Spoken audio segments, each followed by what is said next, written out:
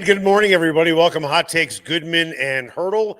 Game 1 NBA Final in the books, and it was wildly reminiscent of Game 1 between the Nuggets and Oklahoma City. For those that don't remember it wasn't that long ago, the Nuggets were down by 13 in the fourth quarter. The Pacers were down by 15 in the fourth quarter, and both games were won by the Nuggets and the Pacers on essentially last-second shots. Before everybody gets, oh my God, Oklahoma City's in trouble, let's not forget what happened in Game 2 between Oklahoma City and the Nuggets. It was fun to watch. Yep. Tyrese Halliburton really hadn't done much during that game, but man, he did it in the moment, and it was a remarkable comeback by an incredibly perseverant team.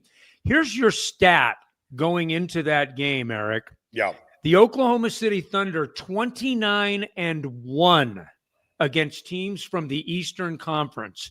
29-1. So a reasonable expectation was for Oklahoma City to come out, play extremely well in Game 1, which, by the way, much like they did with the Denver Nuggets in Game 1, they did for a good portion of that game. However, the perseverance and the staying power of the Indiana Pacers was on full display in the last 4 or 5 minutes of that game. It was really fun to watch, and, we've got a series. Now, look, to me, Oklahoma City is still the clear favorite in this series, even down a game.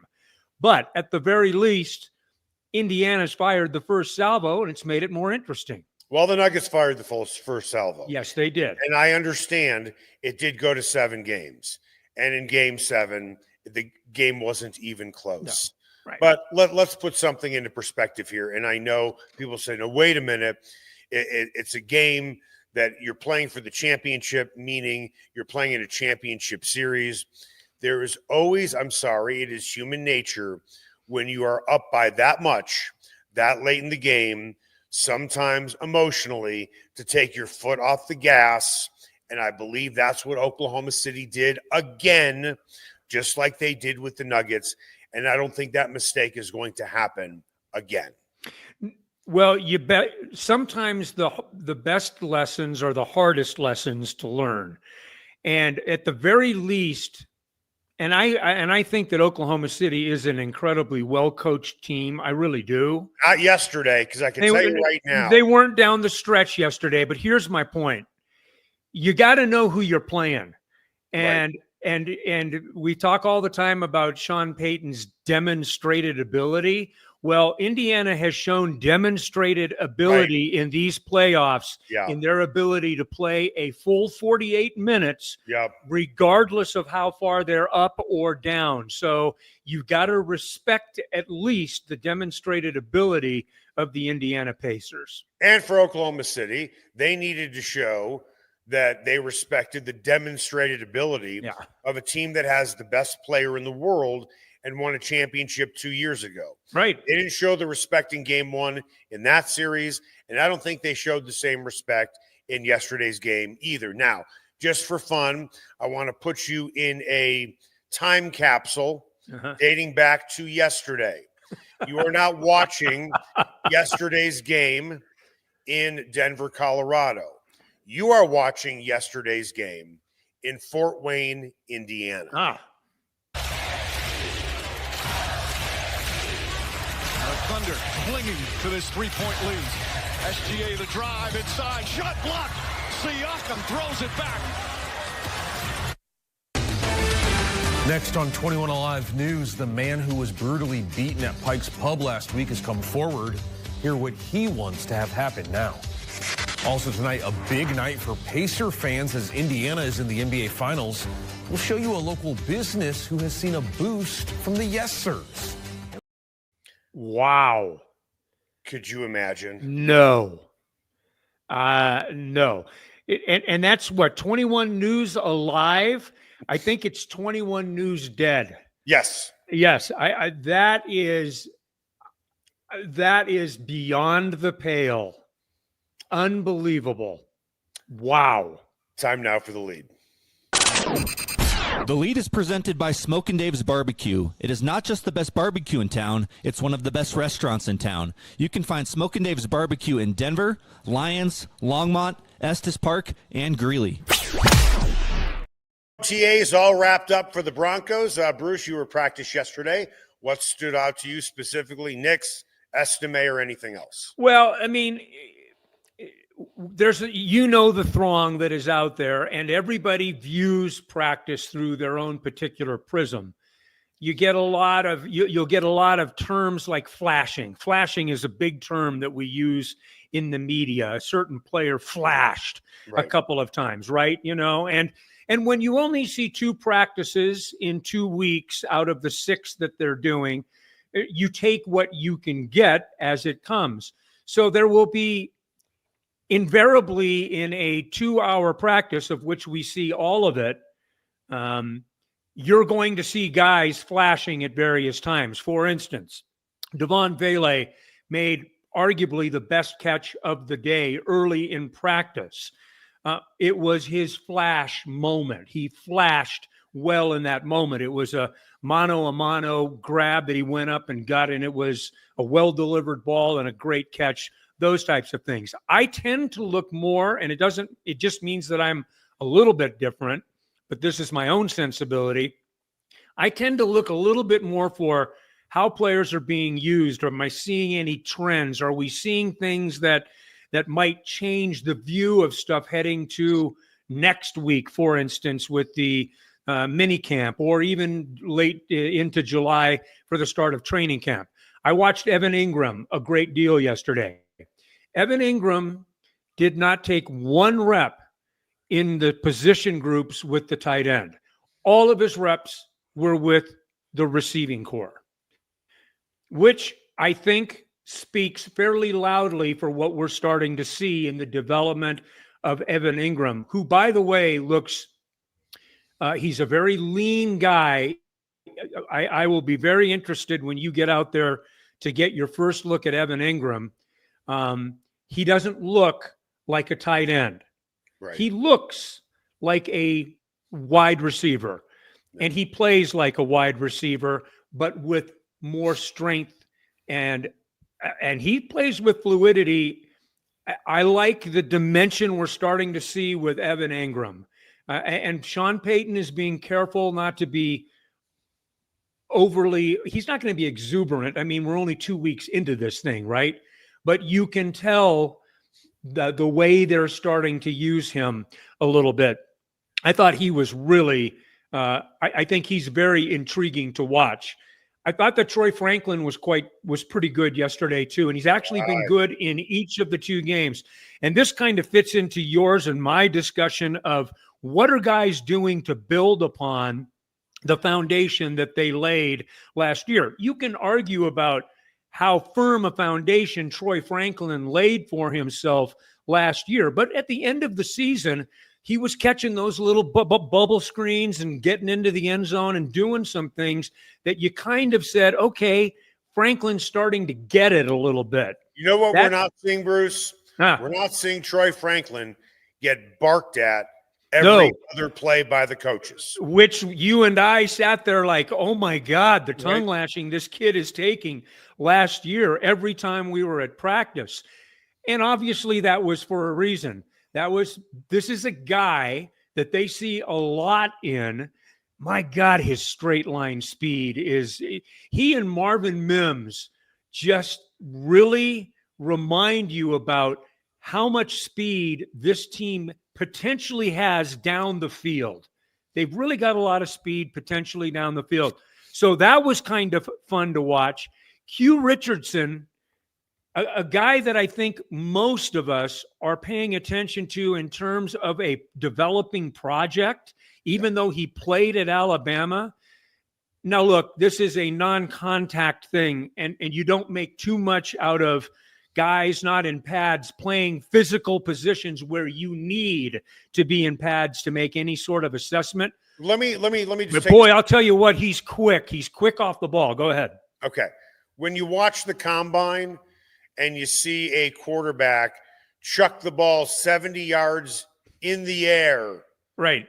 into no coverage to a wide open wide receiver. Yeah. Oh my God, look at this guy's arm. Well, let's take a couple of things into account here. Number one, there's no pass rush. Correct. There's no coverage. There's no nothing. So, I mean, was Vance Joseph really dialing things up when we saw Troy Franklin do what he did, Engram doing what he is doing, Jahdae Barron, what he is doing, and you're watching him like a chess piece now all over the field. When you look at the young running back that they have in Harvey, oh, look at that speed. Yeah, he has speed. No one's really trying to tackle him. So right. Yeah. Those are all very legitimate questions. let's However, take a step back, but to your point about flashes, you can see the talent. yes. The question is, how good is that talent when they actually go up against other talent? And by the way, the first person that says that and reminds us that every week is Sean Payton. As well he should. As well he should. And he's right. Yeah. I don't take exception to anyone's observations because they are made in a relevant sense of, hey, this is what we have to look at. You got guys in shorts and T-shirts. They're wearing helmets. They're running around. They're doing things. In truth, Vance has been somewhat aggressive in each of the last 2 weeks. They have dialed up some pressure looks. That has been somewhat interesting. But all in all, I would say that it is a very, if it's still a relatively young team, they have a very mature approach to their work. And in an overarching fashion, this would be my takeaway from 4 hours of observation over the last 2 weeks. They just are very businesslike. They take care of their business. Guys are learning. RJ Harvey did not disappoint in any shape or fashion yesterday. He continued his evolution, if you will, from a pretty impressive rookie camp into the first week of OTAs. Look, to your point, no one's trying to tackle him. But I'll tell you one thing, he doesn't drop balls. He catches balls. Bo Nix ran 2 wheel routes at the end of practice in the last team session, 11 on 11, that were touchdowns in any game that they would have played at any time in the season, based on Jaleel McLaughlin and RJ Harvey to get loose. And they were unbelievable. It was breathtaking in terms of nobody was trying to tackle. Pressure wasn't coming. He had time to throw, but it was beautifully executed, is my point. Now, he also threw an interception immediately after the touchdown pass to TJ Harvey or RJ Harvey.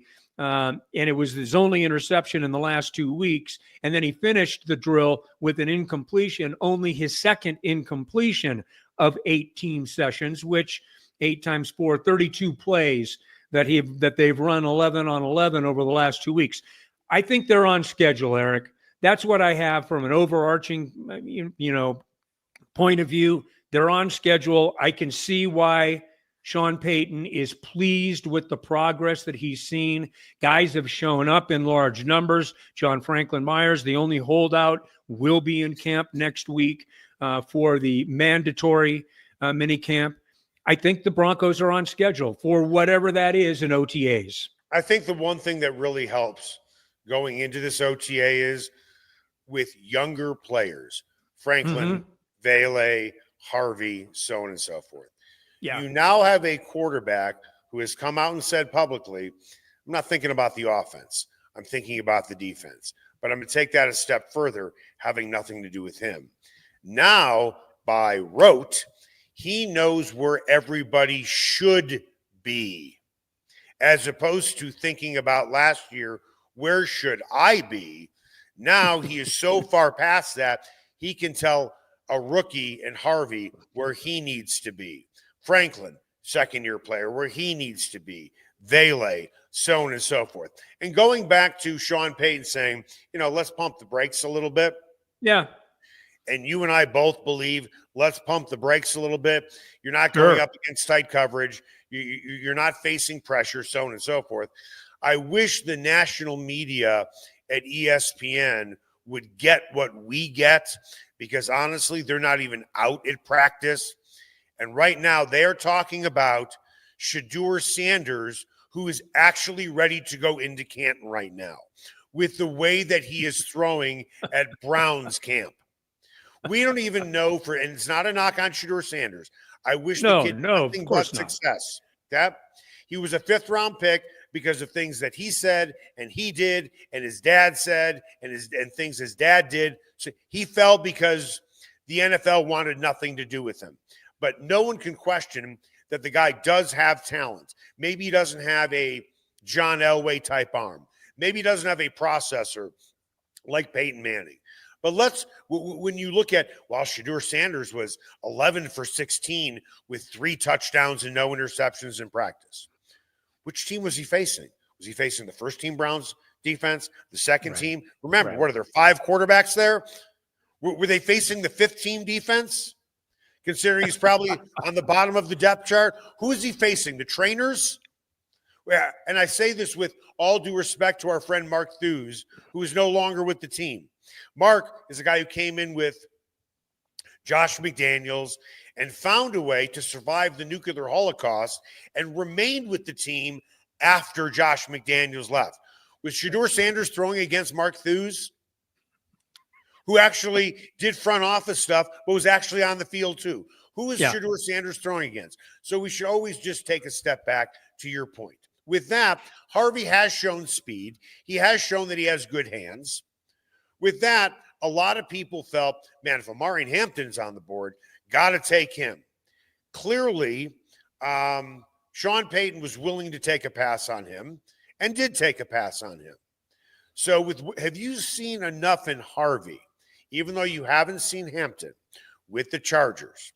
Are you willing to say, just as a point, as a line of demarcation today, with all that you have seen, that Sean Payton, George Payton, made the right choice drafting Jahdae Barron and Harvey instead of just going after Hampton?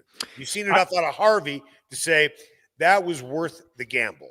I need to see him in pass protection first before I can make a definitive statement. I would lean that way, but it's based upon just what we can observe in the time that we've had to observe it. He will be asked to be very physical in pass protection. Now, I don't know how much he will be asked to do that. I mean, Sean Payton has talked about the way that he used Darren Sproles, who is a similar physical kind of specimen to what RJ Harvey is, and he didn't put Darren in as many high leverage protection packages as, I mean, he was a smaller guy. You want to be careful with doing that. Maybe he'll do the same thing with RJ Harvey. So it remains to be seen. I would lean that way only based on what I've seen, realizing the sample size that I've seen is not very much. I would, and a lot of that has to do with Jahdae Barron. Okay, RJ Harvey is doing what he needs to do, and he has been impressive. But what they're doing with Jahdae Barron right now, Eric, I have to pay attention to where they're lining him up. I mean, I literally have to track him and watch what they're doing lining him up. They're lining him up. Bruce, I'm going to give you a piece of an unsolicited advice. Okay. Good. Do not track where he is on the field, because if you report where he is all over the field, Sean Payton's going to pull your credential if you announce it. I may be out of practice. Let me just say they're being very creative with Jahdae Barron. They are being very creative with Evan Engram, who also is lining up. is limited only by the imagination of Sean Payton as to where he's lining him up. I will not be surprised. In fact, I will be surprised if they don't have a package with him lining up in the backfield think at about some this. point. Think about this for a second. It took a little over a half a season for the offense to really start to click a little bit more and for the offense to slow down a little bit more for Bo Nix. Once it did, Sean Payton added that Marvin Mims wrinkle to the offense. And Marvin Mims, at times, you were like, wow, where has this been all season? I think it was always there. I just don't think Bo Nix was ready for that second layer of offense until he digested the first layer of offense. Now Bo Nix might be at a point where he can handle that second layer of offense with Marvin Mims and now a third layer with Evan Engram. Yeah, well said. And I will say this, you brought up a good point earlier about Bo Nix. Let me revert back to that for just a moment about knowing where guys are in the offense and being able to organize at the line of scrimmage with players. It also means that he is quicker to identify the defense too and what he's doing with the defense. Yeah. We talked about last year how quick he was getting the ball out. And it was, I'm not going to get into Tom Brady and Peyton Manning but for a rookie, this guy got the ball out of there pretty dang quickly. And he's even faster about it now simply because I just think he reads things at the line of scrimmage so much, even better than he did last season. It's just a very comfortable thing for him. And so those are all pretty encouraging things, even in the early month of June. Coming up after the break, are the people nationally and even locally undervaluing that wide receiver room? We've been talking a lot about the guys in the wide receiver room, the young guys. How are they going to develop? We've seen what they've done in only 2 OTA practices, but it seems to me like they have a pretty good combination of size, which is something that is very important to Sean Payton, but blazing speed as well. Then throw in Evan Engram. That's next. Spice up your next night out at Nola Jane and Lodo. Authentic Cajun cuisine like andouille sausage gumbo with dirty rice, crawfish etouffee, as well as 6 different po' boys like soft-shell crab and shrimp. Come in before or after a game at Ball Arena. Host a party or party on their rooftop deck overlooking Market Street during happy hour from 11 a.m. to 5. Plus, Nola Jane caters, delivers, and the kitchen is open late night. Make Nola Jane your new favorite spot to eat, drink, and party like it's Mardi Gras. Sasquatch and Wildcard Casinos in Blackhawk have another incredible promotion. They'll be giving away a pair of Spider Cruisers or over $15,000 in cash the weekend of July 18th, just in time for the Sturgis Bike Rally in South Dakota. That's right, your choice, cruisers or $15,000 in cash. Get finalist entries every 45 minutes from 10 a.m. to midnight during their daily cash drawing with a locked-up jackpot of $100 or more. Sasquatch and Wildcard Casinos, loose slots, great promotions, great food, and a family-owned casino that treats you like family. Everyone has their favorite sports bar. Mine, the Sportsbook Bar and Grill in Highlands Ranch in the DTC. Both locations are everything a sports bar should be. An upscale menu with 12 different burgers, outstanding wings, and my favorite, the Philly cheesesteak egg rolls. They've got every game on the NFL Sunday Ticket, MLB Extra Innings, NHL Center Ice, NBA League Pass, plus soccer, rugby, and UFC. Sportsbook is a hangout bar or great for private parties. The Sportsbook Bar and Grill in Highlands Ranch, the DTC, and coming soon to Parker. They are the sports bar. Ever wondered where city and county fleet vehicles go when they retire? Now's your chance to find out and score big. Imagine driving away with a great deal on a reliable vehicle. For over 45 years, Roller Auction has been the trusted source for government fleet vehicles and equipment. Trucks, SUVs, sedans, and more, all selling to the highest bidder. Don't miss out. Visit roller.bid/hot takes to get auction updates today. Your next vehicle could be just a click away. Everyone has their favorite barbecue spot. Mine, Smokin' Dave's Barbecue and Brew. My favorites, slowly smoked ribs, smoked corned beef Reuben, smoked meatloaf with a portobello balsamic cream sauce.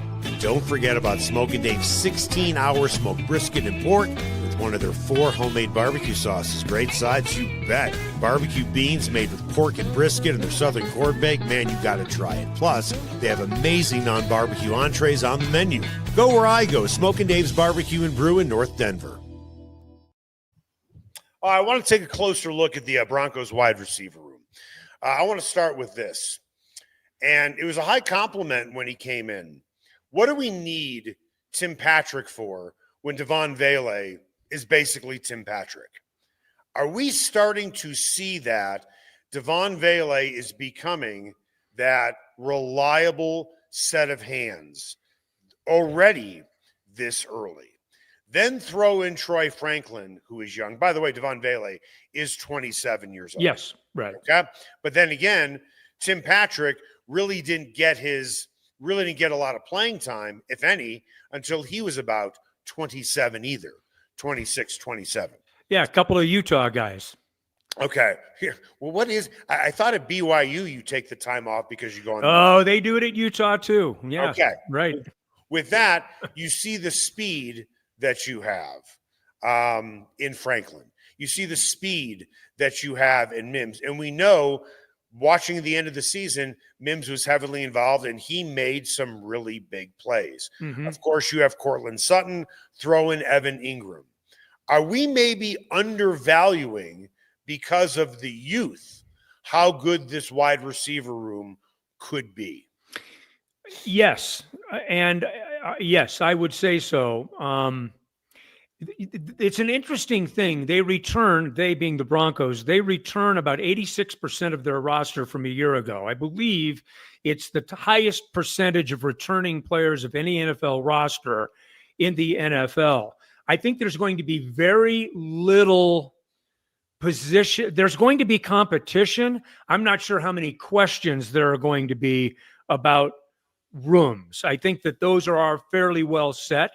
And to your point, when you talk about Troy Franklin, let's not forget Pat Bryant, who has been steady, but a little slow to flash. Now, that may be more about just kind of the type of player that he is than anything else. He's a rookie, and he's learning, but he is going to make this football team. Cortland Sutton, Devon Vele, Marvin Mims, obviously you add Evan Engram.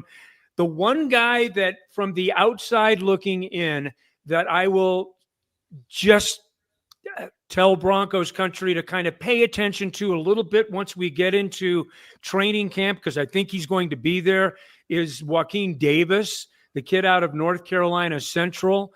He's 6'4" and change and about 198, close to 200. He's the type of size, Eric, that we talk a lot about Sean Payton really coveting, wide catch radius and those high pointing, being able to high point, those types of things.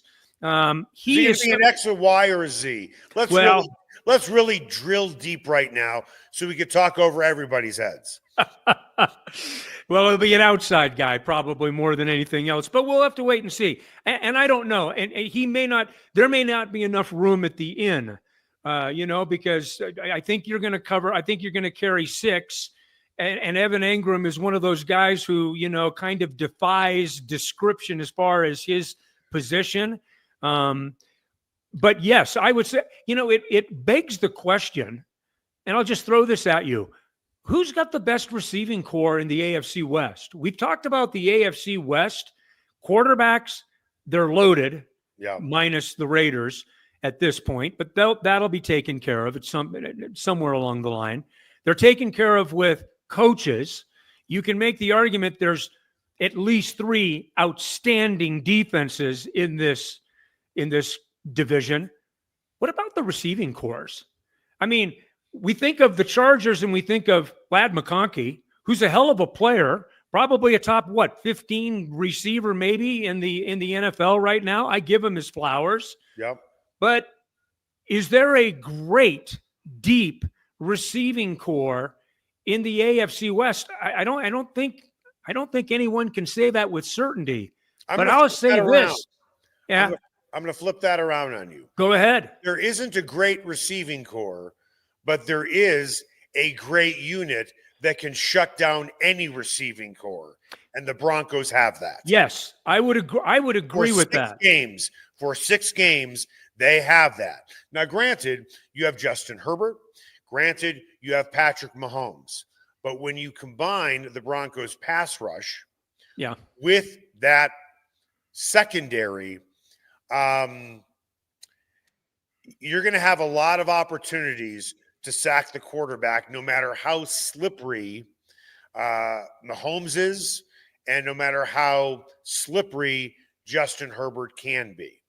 The difference is with Justin Herbert, he might have one hell of a 1-2 punch in the running game. Takes a lot of pressure off him when he checks out of pass plays. Yeah, no question about it. I'm intrigued. I think there's quality. I think there's depth. There's size. There's speed. Early returns. We're not seeing the types of drops that we saw early in practices last year. Guys are catching the ball. It's early, but I see improvement, potential improvement from Troy Franklin. I think Devon Vele is poised to take another step. Those are good things. Evan Engram is a very intriguing X factor, whatever we end up calling him, X factor. Yeah, but here's the thing. Evan doesn't refer to himself as a joker. No. What does he call himself? What is it? The cleaner or the closer or whatever the hell it is? I don't know. He said it yesterday. Yeah. I can, so, but I'll tell you what, he's an intriguing guy. Now the key is, and we've talked about this, all of these intriguing guys have got to be on the field, right? I mean, Evan Engram missed 8 games last year. Let's not forget, Evan Engram was cut by the Jacksonville Jaguars. For what, salary? Well, salary, yeah. I mean, whatever it was, and he missed 8 games. So, all that matters is, Bruce, he's out there now. Absolutely. And he's not injured. Right. Dre Greenlaw is not out there. No, that's exactly. And that gives you pause because he missed 15 games last year. Hufanga is out there and is making a difference already. Right. He is making a difference already. I think they're on schedule.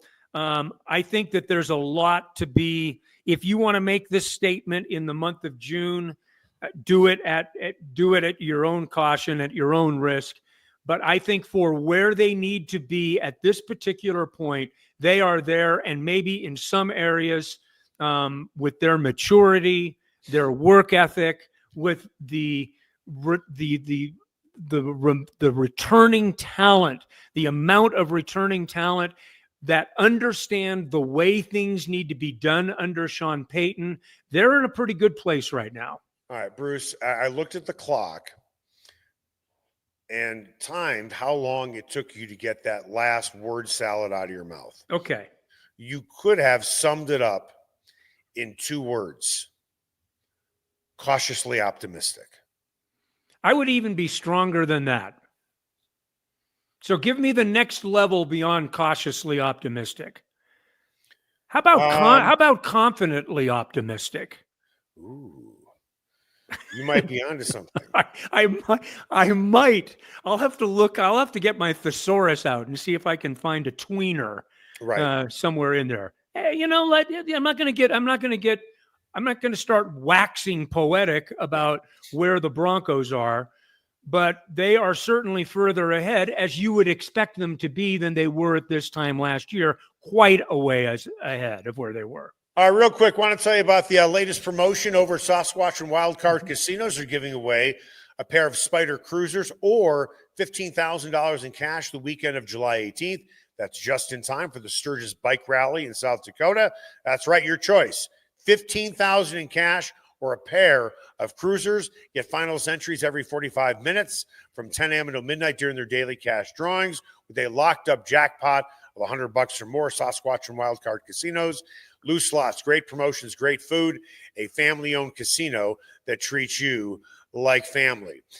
So we're talking about how well the offense has looked. Guys are flashing. You have been out there for both practices. Mm-hmm. So I'll ask you, it's a cliche that is used all the time. Iron sharpens iron.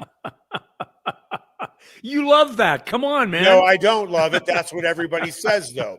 My point is, does it make it even more encouraging with Franklin and Mims and Vele and Sutton and Engram that they are doing this against a pretty good secondary? Yes. A great secondary. Yeah, I'm Pat glad. Surtain, Riley Moss. Yeah. He's healthy, right? You have Jahdae Barron out there. Yeah. And then you have some, listen, Abrams Drain is out there, and he flashed last year, right? Yeah. Cortland Sutton had 2 big wins early yesterday in team periods against Riley Moss and then against Pat Surtain. Bingo. Yeah. And both, by the way, while he was very well covered. I don't think we forget about this, but every now and then you need to kind of be reminded about 6'4" and 220. Cortland Sutton is a big dude. He really is. He's a big, strong guy, and he was well covered on both of those plays. It was in man coverage on patterns across the middle of the field, and he just made really good plays. And to your point, and it's a great question, and you're absolutely right, when you are practicing against these guys every day, you get the residuals. And the residuals are that you're playing against guys that are constantly working on their process, working on their skill set. They're working on what they need to do. Pat Surtain is a play-by-play learner of the game. He's constantly learning about what he's trying to do in the way that he plays and with his skill set. And don't think that these other guys aren't following his lead. He's the reigning defensive player of the year, for goodness sake. So, yeah, I don't see how it can't help. I'll tell you one thing. Bo Nix is fitting it into some fairly tight spots right now, which is both good for the defense that the spots are tight, and it's good for the quarterback that's finding ways to find the space, and then the receivers are catching the ball. Those are all win-win situations. You can coach someone to be faster. Yep. You could coach someone to be stronger. Mm-hmm. You can't coach someone to be taller. No, you're right. Yeah. As a vertically challenged guy, I can attest to that. But no, you're absolutely right. And Peyton has a very – Peyton and Sean Payton, obviously, is where the directive comes from, have a very specific list of boxes that need to be checked on players that come through those doors.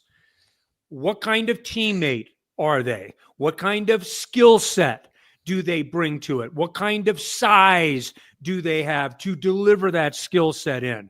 You're starting to see, especially now in the third year, and you and I talk about it a lot, the third year for just about any coach in any sport is an absolutely key season. Have you arrived in your third year? I would say the Broncos are arriving. I'm going to take a hard right turn here, and you're probably, or you might not, poo-poo it and say, well, come on. He's not out there all the time. Right. Who's been the most impressive rookie so far? In the 2 days that we have seen, is it Jahdae Barron? Is it RJ Harvey? Is it punter Jeremy Crenshaw? That dude, man, He's launching missiles at altitude. He'd be launching missiles at sea level, which he did. Now, to me, the word hang time, is no longer going to be on a T-shirt, right? Hang time. Right. This guy, I think, is going to become a fan favorite immediately because of the way he can flip the field. He absolutely launches punts. He's like Todd Sauerbrunn minus all of the problems. Yeah.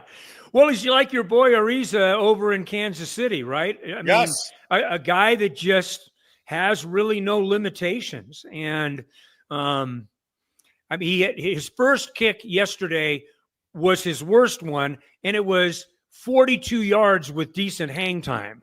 I mean, and then after that, it was 56, 58, 61, angling towards the sidelines. I mean, he still has touch work to do.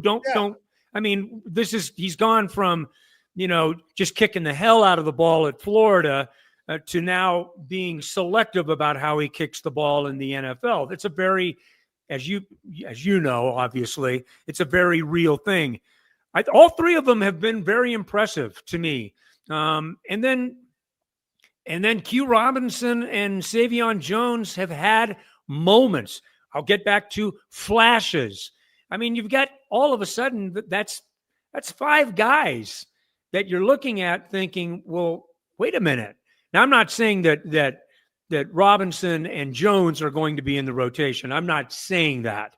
But I think that you have 3 rookies that are going to, maybe 4 with Bryant. We'll see. That remains to be seen.